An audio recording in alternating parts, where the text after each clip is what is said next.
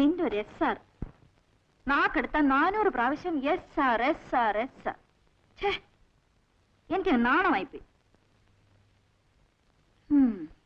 പിന്നെന്താ, ഓഫീസ് ആകെ രസമാണടി. ഒരു area manager S T Daniel, അയാളുടെ സൂട്ടും കോട്ടും ഒക്കെ കണ്ടാൽ ഈ നാട്ടിലുള്ള പെമ്പിള്ളാരെല്ലാം അയാളുടെ പോക്കറ്റിലാണെന്ന്. അതിന് ചേർന്ന ഒരു അലവലാതി പ്യൂണും സുൽഫിക്കർ. അയാളുടെ നടപ്പും ഭാവമൊക്കെ കണ്ടാലേ പൊട്ടി പ്രേം നസീറ. എന്താ പെണ്ണ നീ ഒരു മാതിരി? ഒന്നുമില്ല മോളെ. അതല്ല, എന്തോ ഉണ്ട്. പറയടി. അല്ല, ഞാൻ ഓർക്കായിരുന്നു, എത്ര ഓഫീസുകൾ നമ്മൾ കയറി ഇറങ്ങി, ആപ്ലിക്കേഷൻസ് പൂരിപ്പിച്ച് എത്ര രൂപ ചിലവഴിച്ചു. നീ ഭാഗ്യമുള്ളവളാ. നീ എന്തിനാ വിഷമിക്കുന്നേ? നിനക്ക് ഇന്നല്ലെങ്കിൽ നാളെ ഇതിനേക്കാൾ നല്ല ജോലി കിട്ടും. എന്നാ ആശ്വസിക്കാം. അടുത്ത ഹോസ്റ്റൽ ഫീ കൊടുക്കേണ്ടതിന് മുമ്പ് കിട്ടിയാൽ മതിയായിരുന്നു.